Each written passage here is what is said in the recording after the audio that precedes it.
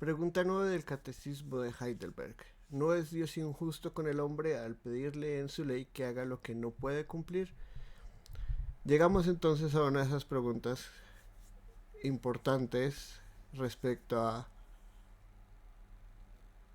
Ya entendemos que la ley es buena, que Dios crea al hombre bueno, que el hombre en su rebeldía es corrupto, pero en nuestra naturaleza humana siempre vamos a culpar a Dios, ¿no? Es lo que hicieron Adán y Eva en el jardín y es el flujo del catecismo. La pregunta 9 eh, es un resumen de lo que he hablado en gran manera, pero es solo una forma de reiterar lo que ya sabemos y que nuestra naturaleza corrupta quiere siempre decir. Así no lo digamos en voz alta, así no digamos que es lo que creamos intelectualmente.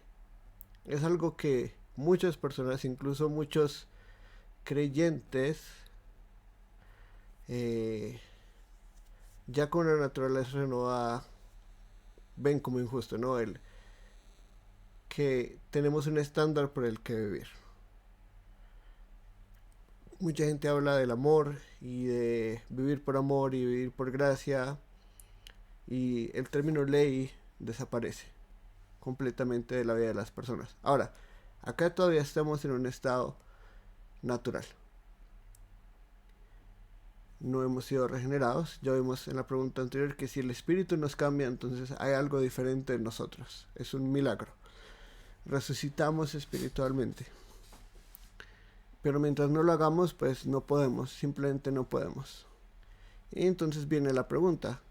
Entonces Dios es injusto, porque si yo no puedo hacer algo, soy incapaz, no tengo la capacidad ni la inclinación para cumplir la ley de Dios, para amarlo por encima de todo y para amar al prójimo como a nosotros mismos. Si yo no tengo eso y Dios dice, cumple esto o te va a juzgar, no es si está siendo Dios injusto, porque así pensamos los seres humanos. Si mi jefe me pone a hacer algo que yo no puedo hacer, es injusto. Si no tengo las capacidades para algo y alguien me exige que haga esas cosas, entonces es injusto. Pensamos siempre en el plano de nuestra experiencia. Nos ponemos a nosotros en el trono y juzgamos lo que es bueno o lo que es malo, que es simplemente volver a comer del fruto del árbol del bien y del mal. Y decimos, bajo mi estándar humano, eso sería injusto. Por lo tanto, si yo voy a Dios, lo juzgo bajo mis mismas categorías, lo juzgo como un ser humano, lo juzgo como una persona caída. Básicamente ese es el argumento, porque este mundo es injusto y nosotros somos injustos los unos con los otros, es porque el pecado entró al mundo por nosotros. Y decimos, si yo hiciera un ser y lo hiciera libre para cumplir, para hacer, tomar decisiones, y él decide hacer algo, entonces ahí está bien. Pero si yo algo malo o algo bueno, entonces es responsabilidad de él. Pero si yo creo algo y lo programo para hacer una cosa y solo puede hacer esa cosa y luego le digo que haga otra, entonces eh, estoy siendo injusto. Un montón de cosas que vamos como cristianos en el mundo a ser criticados por. Y es donde el catecismo nos ayuda, porque rompemos todos esos paradigmas. Uno, de que el hombre es bueno por naturaleza. Dos, de que el hombre fue creado pecador o pecaminoso, o con el pecado dormido dentro de sí. Nada que ver. Dios creó todo muy bueno y Dios nos dio su ley divina para que la cumpliéramos desde el jardín y fue nuestra rebeldía la que trajo todo esto. Dios no es el culpable acá. Y Dios no es injusto por pedirle al hombre que cumpla el diseño natural de ser su virrey, su sacerdote en el mundo y de gobernar este mundo bajo su ley y ser responsable ante Dios como sacerdotes que unen la realidad divina con la realidad material, ¿sí? El cielo y la tierra. No es injusto eso, porque nosotros somos los que nos rebelamos. Nosotros somos los que dijimos me voy de la casa, voy a hacer lo que yo quiera. Si yo sé lo que tengo que hacer y yo no lo hago consciente y voluntariamente, no lo hicimos en el jardín y trajimos el pecado al mundo. Es nuestra culpa que ahora nosotros seamos incapaces. No es culpa de Dios. Por eso la respuesta del catecismo nos dice, no, Dios creó al hombre en condiciones de poder cumplirla, pero el hombre, por instigación del diablo y su propia rebeldía, se privó así y a toda su descendencia de estos dones divinos. Esa es la realidad. En primer lugar, no, Dios creó al hombre en condiciones de poder cumplirla. Y eso ya lo vimos, pero lo reiteramos. Cuando el hombre fue creado, y fue creado, bueno, en gran manera, fue creado para poder no pecar. Él podía decidir no pecar, él podía decidir ser fiel a Dios y obedecer su ley.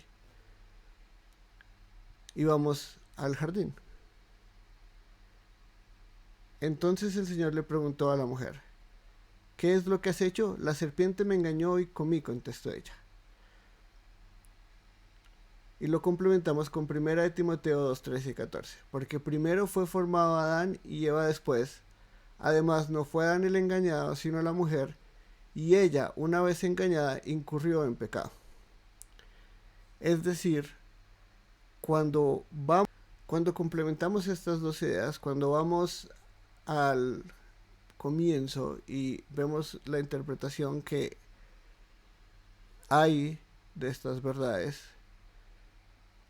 entendemos que antes de que Eva fuera engañada, ella podía decir sí, no, no, porque primero fue formado Adán y Eva después. Además no fue Adán el engañado, sino la mujer. Y eso, aunque mucha gente lo utiliza para atacar a la mujer o el carácter femenino, nos muestra que incluso si la mujer fue engañada, Adán no fue engañado. Eso quiere decir que él cometió una rebeldía consciente. Él podía no hacerlo, él estaba informado de la verdad, él no fue engañado y aún así cayó. Eso quiere decir que aunque Eva engañada pecó, Adán no engañado aún así pecó. Y si nos devolvemos al jardín y vemos que Eva es consciente de que fue engañada, también Pablo nos muestra que eso es complementado por la verdad de que el hombre no fue engañado. Es decir, él tenía todas las capacidades para cumplir lo que era requerido de él, y él decidió conscientemente rebelarse. Y eso es lo que vemos acá. Pero el hombre, por instigación del diablo y su propia rebeldía, tenemos a Eva y a Adán, se privó así y a toda su descendencia de estos dones divinos. Vamos de nuevo a Génesis. La mujer vio que el fruto del árbol era bueno para comer y que tenía un buen aspecto y que era deseable para adquirir sabiduría.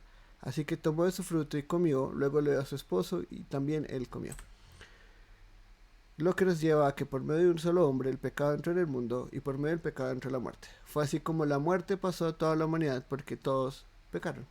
Y esa es nuestra realidad. Es Dios injusto porque nosotros, por engaño del diablo y por nuestra propia rebeldía, decidimos crear un mundo y gobernar un mundo a nuestra imagen y semejanza bajo nuestros propios estándares, ignorando al Dios bueno que nos había creado y su buena instrucción para nosotros para poder ser tan plenamente humanos como fuimos creados para ser. Y ahora que estamos impedidos por nuestra propia naturaleza corrupta, por culpa nuestra, ¿es Él el injusto? ¿Él es el culpable? ¿Nos hizo Él malos? Él no nos hizo malos. ¿Nos engañó Él? Él no nos engañó. Nos obligó a rebelarnos porque era un Dios tenaz y severo y no había compasión ni gracia en sus mandamientos y eran muchos para cargar como como Israel en Egipto, que cada vez los esclavizaban más, y luego llegó Moisés y en vez de libertad tuvieron más esclavitud hasta que Dios los liberó. Fue así, fue una opresión tan dura que dijeron, no, es que solo podemos rebelarnos. No, tenían todo perfecto, bueno en gran manera, y ellos decidieron rebelarse. Es decir, con el catecismo decimos, no, Dios no es el culpable, nosotros somos. Nosotros somos los culpables de nuestra propia naturaleza corrupta y el pecado que trajimos al mundo. Dios no.